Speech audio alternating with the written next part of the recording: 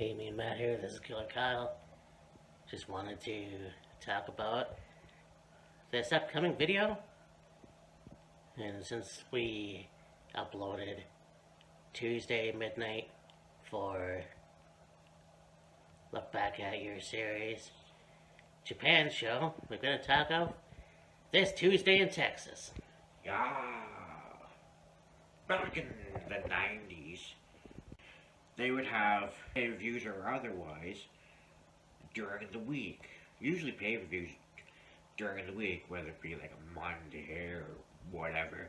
And then it's probably later in the 80s and then in the 90s they decided to do the weekends. But previously it was later than that. Anyways, they would have shows during the week, and then eventually they switched to the weekends.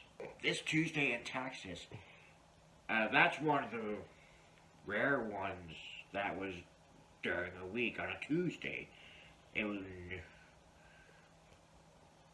somewhere, it was in Texas somewhere, and yeah, it's going to be an interesting show to talk about and cover. So stay tuned and giddy up. Meow.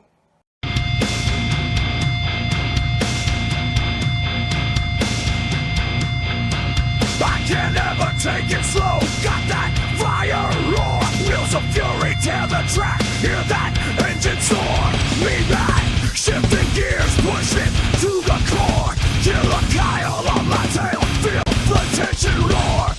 Ain't no rules in this game. Every breath I fight. Pound the pedal, scream for speed through the endless night.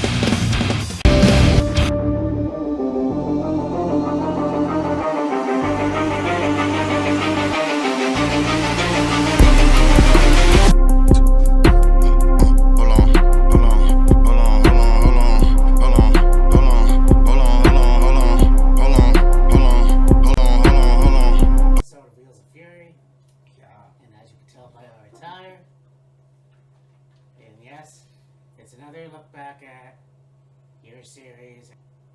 We're going to talk about this Tuesday in Texas. Yes, sir. Now, this was a pay-per-view. Now, as I said in the intro for this video, in the beginning, they would do pay-per-views during the week. Monday. This was on a Tuesday. Don't know if it was like they would do pay-per-views regularly on like a Monday or whatever, and like just whatever during the week. And then at some point, probably later in the 90s, they decided to go to Sundays. Right. Which, I mean, when you think about it, okay, say you want to attend one of these shows, whatever it may have been at that point, a WrestleMania or a Survivor Series or, this Tuesday in Texas or something along those lines. And you got kids that are in school, you work your regular job, let's say you and your wife, or even if your wife's the stay-at-home mom, so to speak, kids come home from school, you come home from work, you may have dinner or you may go out to dinner, and then you go to the event, the show, and you'd be there for 3 hours, let's say, or more, depending. Then you go home, you get up, and it start all over again the next day. At least with the weekends, you had to Sunday night be in the pay-per-view, get into bed, go to sleep, and then Monday morning get up, go to work or whatever. So yeah, this was on a weekday, but when you look at the 1980s, you had WrestleMania 1 that happened on a Monday. Yeah. You had First Royal Rumble, I believe, was also on a weekday, I think so, yeah. and it was actually a television show. Yeah. So, I mean, this was the precursor to what was to come. Yeah. And so, I believe this is going to be the first non-Big Four pay-per-view that basically is... It should have happened more often, but Yeah. it was one of those things where it's like, okay, we did this pay-per-view, now what? Yeah. And can we do this next year? Unfortunately, this was a one-off thing. Yeah. I feel like, though, this pay-per-view was kind of like a learning experience. Because, like, it was like, okay, we can do a show or another pay-per-view aside from our Big Four pay-per-views. And it, we can get a large audience, pay-per-view audience, a large attendance audience, a large audience to attend the show. And then, so I think that was what was the precursor to what we get now, a pay-per-view once a month. So not only would you get your WrestleMania or Rumble Survivor Series of SummerSlam, then you get into No Mercy, Armageddon, Judgment Day, and all those other ones. Yes, yeah. And that's what was cool, and you don't realize that until years later or whatever. But it's like, yeah, I don't know if WCW did this, or Smoky Mountain, or Georgia Championship, but I do know that WWF, around this time it was rare, but you got to see a different pay-per-view. Yeah, I don't really think the WWF at the time did very many pay-per-views that were their Big Four, because they had Coliseum home videos, they had Superstars, they had Saturday Night's Main Event and whatnot. Oh, actually, and I can't remember what pay-per-view it was, but it was right before the first WrestleMania. Yeah. So, there was that. Yeah. So, there's really nothing to it but to get to it. Either? Let's get it on. Right. So there seems to be a lot of dark matches here. Yeah, there was 9 dark matches, and then the pay-per-view itself was 5. Yeah, and that's cool. Again, this is experimental, so it's almost like, I guess they wanted a filler. Yeah. But in any case, we'll talk about the dark matches at the end. Right, yeah. Just like last time, but Just like we did for Japan Showdown, WCW event that we covered last week.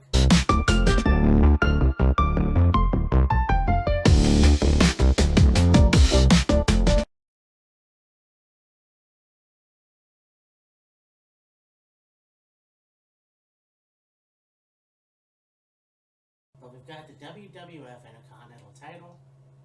We've got Bret the Hitman Hart versus Mr. Skinner. I guess he just went by Skinner. Yeah, Skinner. But I remember seeing a match with those two, but I don't think it was this. I think these guys wrestled before. But I mean, this was a pretty good match. Yeah. Again, not one of Bret's best matches. Yeah. But I mean, you look at this guy and Skinner, and I mean, Steve Keirn, one of the best wrestlers of his time. When he wrestled in the 80s, and I'm not going to say 70s, I'm not sure. Yeah, I don't know about 70s, definitely the 80s. He was one of the best wrestlers of his time. So when he becomes Skinner, the second Doink, Yeah. not even sure what else he did. But Yeah, I'm not sure what else he did, like singles. But like, yeah, looking back in the 80s, you know, the Fantastics, him and Stan Lane, or Steve Kern, hell of a wrestler. I remember as a kid, and I don't think I was really that intimidated by him, but you look at the presence, Yeah, the alligator wrangler, yeah, the guy that would chew tobacco and look like a bum, basically. But yeah, this was interesting. Of course, we all know Brett. yeah, One of my favorites growing up, and still one of the best wrestlers of that generation. yeah, But yeah, you know, I think that there was a lot of takedowns in this match. yeah. But This match definitely was not a tactical masterpiece by any means, but it was a pretty decent match for what it was. and this is Brett's first Intercontinental run, Yes. so I mean, I didn't realize how early he used the sharpshooter. Yeah. But yeah, he definitely won with that move, obviously. And still your WWF Intercontinental Champion. Doesn't seem to be fitting that he's wearing pink. We're talking about Bret Hart. Oh yeah, this guy, as weird as it is and the useless information, but one of the reasons I love the color pink. So, Right, yeah. pink and black. Yeah.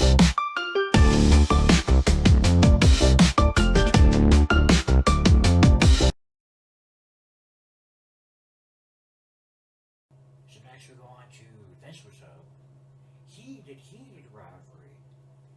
This went on for months. You got the Macho Man Randy Savage against Jake the Snake Roberts. Oh my god. You want to talk about a good heel. Jake was one of those guys, whether sober or not, He could wrestle. he could wrestle. And you knew the guy was the baddest son of a bitch in the professional wrestling world. I mean, when he came to WWF, it was like, this guy had it. Oh yeah, absolutely. And again, unfortunate, never got a title in WWF. Yeah. But you look at the psychology of Jake, and it all goes back to how you grow up Yeah. and the fact that coming from a dysfunctional family, coming Yeah. from a guy, a second generation wrestler, Yes. and this guy, he can make you hate his guts. Oh yeah, he knew how to be an antagonist and just make you hate him, and he was such a good talker. One of the best all time. And you look at the wedding of Yeah.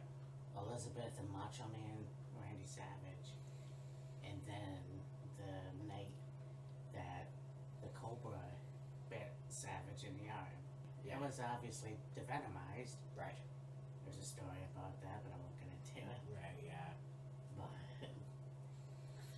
yeah, this match starts off, you know, Jake couldn't bring any of the stakes to the ring, and Savage makes a beeline for him as Jake is coming down the aisle. To the ring, and they are going at it back and forth, tooth and nail, so to speak.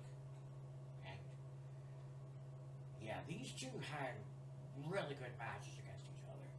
Yeah, and I mean, this was at a time where you did not see, well, what violence the way you would see it in the Attitude Era. True. Because at the point where, yeah, Savage kicks his ass in the beginning, Jake takes control. Obviously, Macho Man won the match, Yeah. And then Jake gives him, what, 3 DDTs? Yeah. And you see him take the black bag, which, well, we're guessing had no snake in it. I don't think it did. And he manhandles Elizabeth. Yeah. Now, obviously, he did it safe and really took care of her, just paintbrush. Oh, yeah, like, you would have to pay close attention to it at first, but if you, like, we watched a review of it, and they showed it again, slowed down, and you see Jake stop his foot, and then the hand comes across and slaps Elizabeth, so I'm sure it was, like, one of those. Yeah. Like, just enough to make contact and a little bit of sound, but not like a full-on swing. I mean, nonetheless, up until that point, we haven't seen any of that before. No. And I mean, it gets a little bit more. Like, that would We just know. take Jake as a heel from a here to here. Yeah. Because, like, you know, you go from Jake putting a snake in a box and, you know, at Elizabeth and Randy's wedding to Randy getting bit by the cobra to Jake slapping Elizabeth. Oh, yeah, it would just go up and up. What Jake would do to get that heel heat. And Jake was so good at it. Got my snake in a box. But No, not like that. it was a good match, and I mean, I believe they did not have a rematch after this. Right. But I mean, that's how good Jake was. Oh, yeah. Obviously, Randy, I mean, he was in commentary before this. Yeah. And this kind of just, got him back into the ring. And he would be in WWF for another 3 years after this. Right. And so, I mean, again, 2 very good wrestlers. Yeah. Just one other thing I want to add to the Randy Savage and Jake Oh, thing. okay. Jake thing. After the match, the whole thing with Randy, Elizabeth, and whatnot, Jake says it felt good to slap Elizabeth and he would pay to slap her again. It's like, he's just really pulling out all the stops to get that heel heat. Yeah.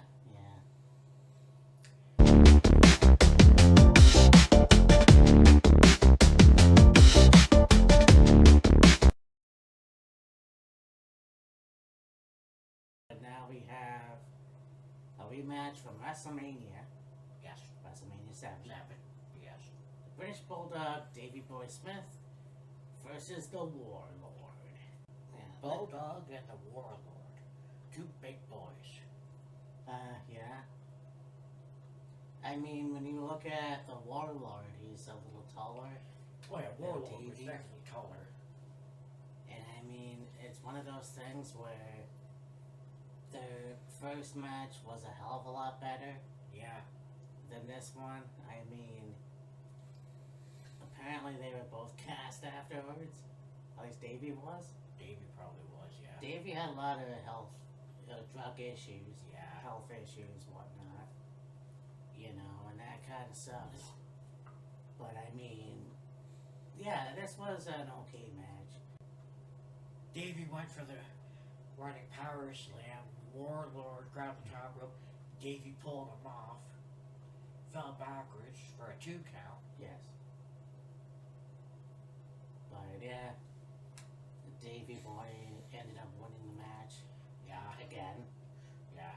Which, I kind of thought maybe the Warlord would have got one over, but Yeah.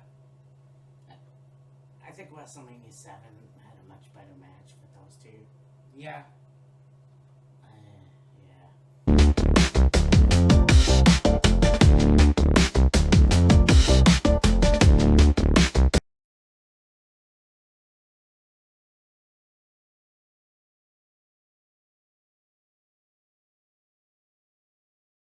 Next, we got a tag team match. The Repo Man versus the $1 Million Man. Holy cow, man. Versus El Matador, Tito Santana and Virgil. Yeah, Repo Man and the $1 Million Man were an interesting pair. Yeah, exactly. I mean, like Ted and Barry. yeah, they would have teamed up later on. Right. Foul! Yeah, they would have teamed up later on, but for some reason they had these two guys. I mean, I could say that's a random pairing, but you could look at Tito Santana and Virgil, yeah, that's an even odder pairing. Even odder. More odd pairing? There you go. I mean, I can understand Virgil versus Ted DiBiase, Yeah, and I don't think Mike Jones gets enough credit right. in WWF. I mean, was he a good wrestler? He wasn't a great wrestler, Yeah. but coming off of his split with $1 Million Man, Yeah. Virgil could have done a little bit more. Yeah, oh, absolutely could have. Well, yeah, he obviously got the $1 Million Championship, but that was like whatever. Yeah, basically. He had some pretty good matches. You know, he had a stellar match for the WWF title with Bret Hart.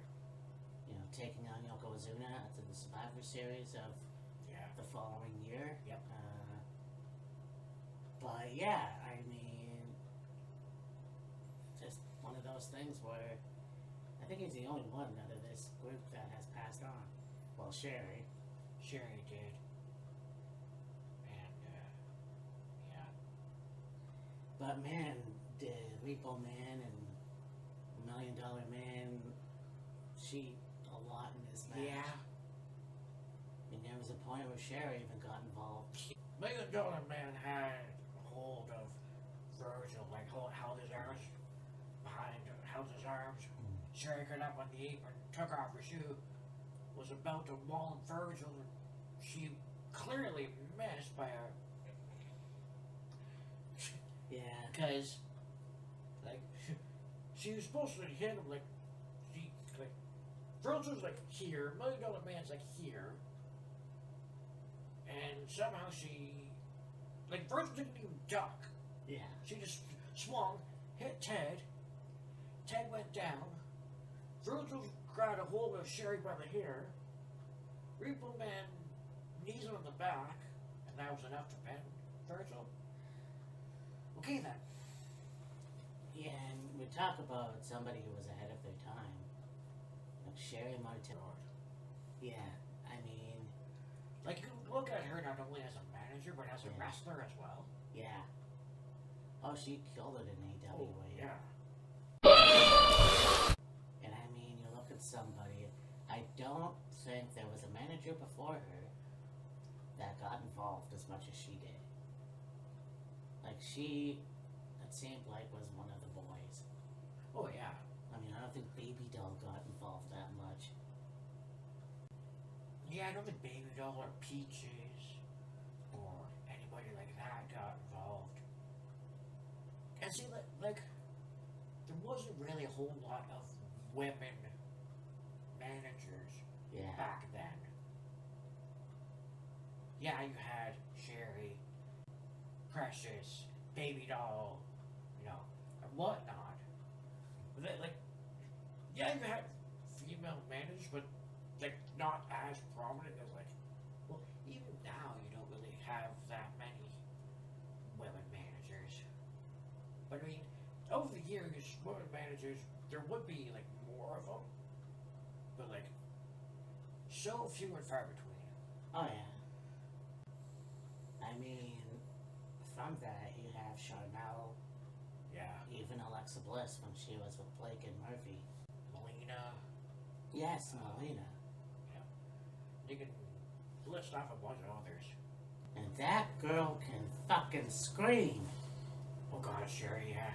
Oh, that voice. I don't know how she did it. Yeah. Again, getting involved in matches and just going off like a mad woman. Oh yeah. Like it was insane. Yeah, exactly. Like she really, like, you know, here she was known as, you know, sensational Sherry, and then I would learn it later. She'd be scary Sherry, but she put the scary in scary Sherry. Sister Sherry. Sister Sherry, yeah. But yeah, Scary Sherry for sure. The outfits that she would wear. Oh yeah. You want to talk about intimidating.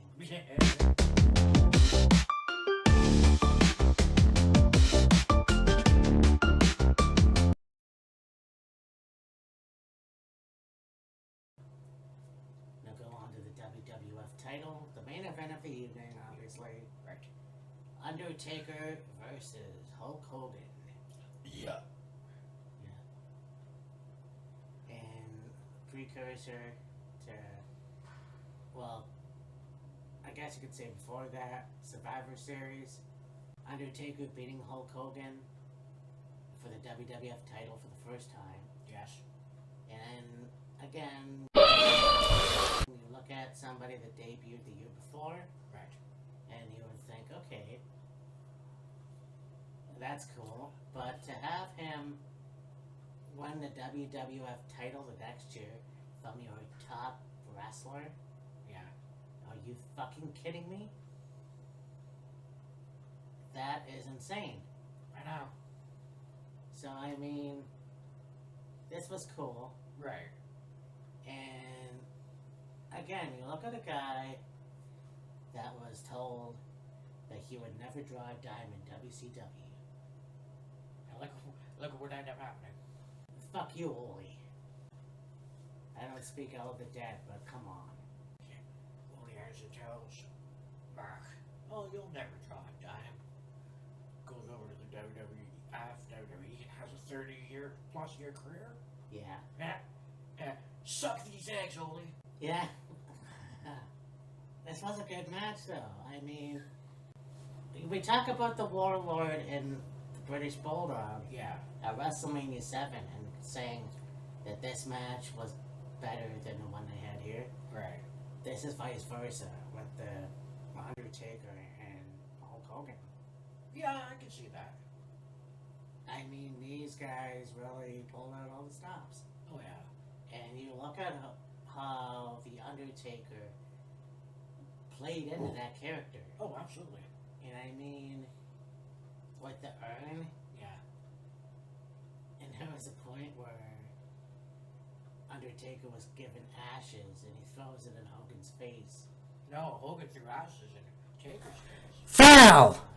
Undertaker was holding Hogan's arms. Paul Bearer went to him. Hogan with the urn. Hogan ducked. Paul Bearer ended up hitting Undertaker. He punches Paul Bearer a few times. Paul goes down. He opens the urn, dumps it out. He's got a handful of ashes, throws it in Undertaker's face, and then beats him. Yeah? Now I figured I'd only teach him how to throw a fucking fireball. Yeah. But yeah, this was pretty cool. I mean, Ric Flair also came down, Yeah. but Jack Tunney tried to stop it. Yeah. Jack Tunney and Ric Flair having a discussion on the outside. Hogan goes to the outside, picks up the chair that Jack Tunney was sitting there on the outside, wallops Flair on the back with chair. Flair goes down right on top of Jack. Jack's selling it like he's dead. Yeah, you know, just one of those things where I think Jack Tunney was a good president. Yeah. I mean, you look at him and then afterwards Gorilla Monsoon. Yeah. But like, Jack was very much a part of WWF. Oh, yeah. And I wish that, like they did with Vince a couple of years later, make him a huge part of the show. Yeah. I don't know what's with that handkerchief though. Yeah, I don't know either. But yeah. And then it abruptly ends saying good night WWF. Yeah, exactly. You know, after Hogan wins, he's got the title, he's doing his poses and whatnot. Gets out of the ring, he's holding up the title, walking to the back. you see the lower, well, you see on the bottom of the screen, 1991, other stuff. Then it cuts to the colored stripe screen, whatever it was called, or whatever. Good night, everybody. That was it. Yeah. But now let's go over these dark matches.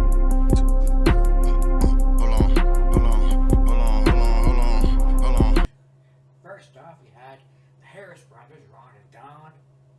Yes, those boys take on Brian Costello and Brian Donahue. Brian and Brian. yeah, I'm not too sure who those two are, but We're quite familiar with, of course, Ron and Don. yes, of course. The Harris brothers, they were called the Harris brothers here. Then later on in the 90s or Attitude Era, they were Skull and 8-Ball. Yeah. And then they leave WWE. I don't know what else they would, like if they did other things, but then they would eventually end up in TNA. Before WWF, ECW. Yeah, ECW. But I mean, yeah, you know what? You want to look at the longest take team in the wrestling business. I mean, there's been others, but the Harris twins are two of the best wrestlers of that take team division. I mean, ECW, WWF, TNA. I have no idea what else. And yes, I know there's other take teams that have gone to other companies and did very well. Yeah. But Yeah.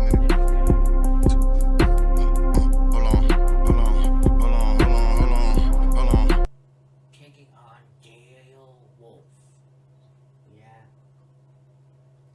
So I mean, Charles Wright, one of his many characters, and I mean, obviously, this would happen right before Papa Shango. But Dave Wolf, I don't know a lot about. Yeah, I exactly. may or may not have seen him, but anyways, yeah. Obviously, Charles won. Oh yeah.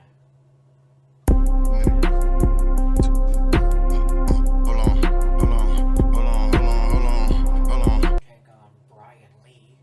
Oh yeah. Brian Lee, of course, we would come to discover many years later was the fake Undertaker. Yeah. 94. Well, that was actually 3 years after this. At the Survivor Series, Undertaker versus Undertaker. The SummerSlam. Foul! Chris Walker, not that familiar with. Yeah, I was trying to figure that out too. I fucking have no idea.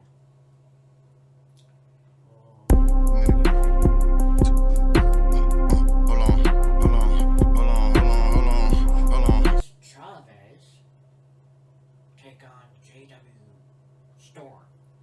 Yeah. Now, I believe Chris would later go on to become Tatanka. Oh yeah, that's right. Or be called Tatanka, I guess you could say. Whatever. Yeah. That's right too. Now, I mean, with a name like Chavez, you think maybe he was actually a Latino, Yeah, exactly. but I don't know. I still believe he was Native American, but Yeah. like I have no idea. Once again, this is at the time where you have wrestlers that weren't the nationalities that they were made out to be, so Right, yeah. you never knew that. It, like, you know, it is what it is.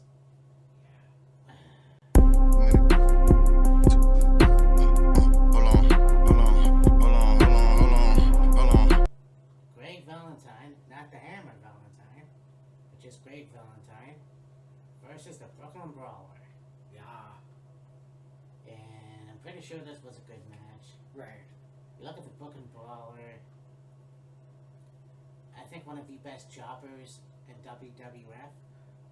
Yeah. Because, yeah, you've got Knuckleball Schwartz, you have, you know, the manager Kim Chi, but really, I think Steve was a very good wrestler at what he did enduring in the 80s and 90s. Hell, even the 2000s. Yeah.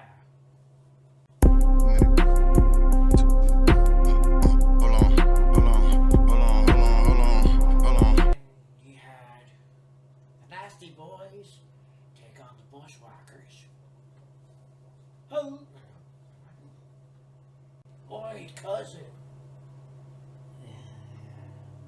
I can't too far. So, I mean, this was a pretty cool match. Yeah. Obviously, we didn't see it, but we definitely know how awesome these two guys were. You look at the Nasty Boys, and again, just like the Harris Twins, you know, the list of companies that they were in, Yeah. and I mean, I just saw Jerry Sakes recently. Right. I think it was a couple of years ago. So it was a different pay-per-view. I don't know what it was. Right. But Brian's always been on TV at some point, so we Yeah. knew more about what he was doing. But yeah, I'm sure this was a good match. The Nasty Boys won. Yes. And yeah, I mean, Bushwhackers, eccentric take team, the only take team up until this point, I mean, really, from New Zealand. Yeah. And then, you know, unfortunately, I think they're both gone now. Mm, Because I know we lost Butch. we lost Butch. I don't think Luke died, though. I think Luke is still alive. I believe. We'll have to look it up then. Yeah. But anyways, yeah, I mean, you know, just that take team that didn't get the WWF take team titles. In fact, we might have even done a video about that. I know we did the best take teams. Yeah. So Yeah, anyways. Then there was 2 WWF Tag Team Championship matches.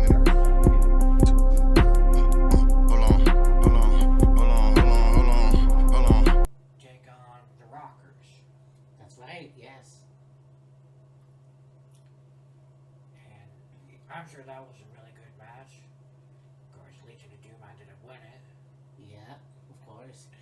Then the Legion of Doom the Natural Disasters. Oh yeah.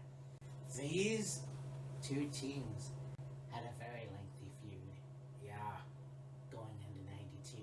But I mean, yeah, you look at the Rockers, and it's a shame if that was a screw up that they had with the Hart Foundation. They would have actually kept the take team titles, Yeah. but such is life. Yeah. Natural disasters. I will say, until the day I die, the best take team in WWF in the early '90s. Yeah. Well, the best big man tag team True, yeah. in the WWF. Oh yeah, I remember watching that when I was a kid. Going, I've never seen fat wrestlers before. No, obviously they're big boned or whatever, but like, well, you look at John Tenta's career. Yeah. A sumo wrestler in Vancouver, Yes. going to Japan, and then his run in WWF, and then of course you've got Fred Ottoman Fred Ottoman, yes. and Typhoon. Typhoon. Tugboat.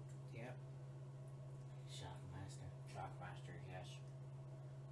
But you know, you would unfortunately, well, fortunately and unfortunately, their last appearance together, I mean, it should have been Earthquake and Typhoon, but it was Tugboat and Earthquake at the WrestleMania gimmick battle royal. Yeah. And then, yeah, you sent me the last match of Earthquake. That was a dark match. You know, there's a couple of matches that I saw of this was like early 2000s, I believe, or mid. It was in the 2000s, anyways, and it Yeah. was like I think it was like Velocity or whatever. I think it was just before he passed away, or and close to when he passed away. Yeah. You watch The Dark Side of the Ring and that whole show they did on him, and it was a hard watch, I'll tell you that. Just one of the nicest guys in professional wrestling Oh yeah, for sure. that was taken too soon. Yeah.